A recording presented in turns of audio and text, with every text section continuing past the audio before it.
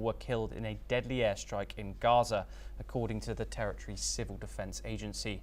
The strikes carried out by Israeli forces targeted multiple areas, including a group of civilians in eastern Gaza City, a home in Khan Yunis, and a cafe near the Berej refugee camp. Meanwhile, Israel continued its military campaign on March the 18th, following the collapse of a 2-month ceasefire with Hamas. The Gaza Health Ministry, run by Hamas, now reports the overall death toll since the war began has risen to more than 52,200 people, with hundreds of previously missing people now confirmed dead. The war began with the Hamas-led attack on Israel on October the 7th, 2023, which killed over 1,200 people and led to the abduction of 251 hostages.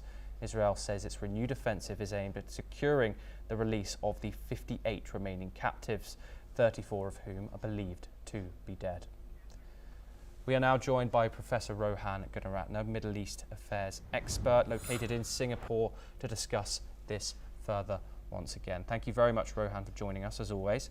How do you assess these latest strikes on the Gaza Strip? 52 people reported by Gaza to be killed in a single day.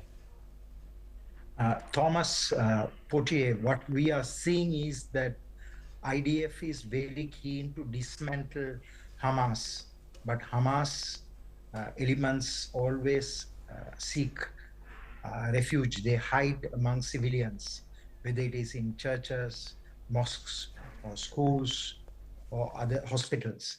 So that is why there are civilian fatalities. Israel has very clearly informed during the negotiations, and there's a new round of negotiations right now going on, mediated by Egypt and Qatar, that Hamas should surrender. Disarmament is essential in addition to releasing the hostages. But Hamas has disagreed to disarm. So that is the current situation. Professor Gunaratne, I just want you to analyse Israel's strategy. Obviously, during the 2-month ceasefire, we saw the release of a number of hostages. Since Israel's resumed attacks on the Gaza Strip, we have seen the release of none. How do you analyse Israel's strategy in their hostage releasing methods?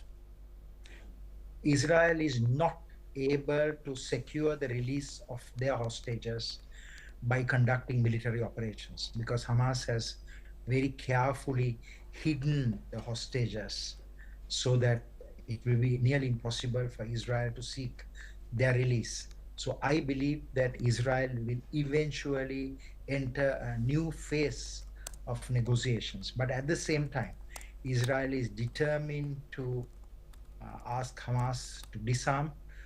Certainly the negotiators have agreed for Hamas not to have a role in governance, but Hamas is not agreeable to disarmament, and that is why Israel is continuing these operations. Israel's objective is to dismantle Hamas and remove their military capability, their militant capabilities. Yes. Rohan Gunaratne, thank you very much for joining us as always.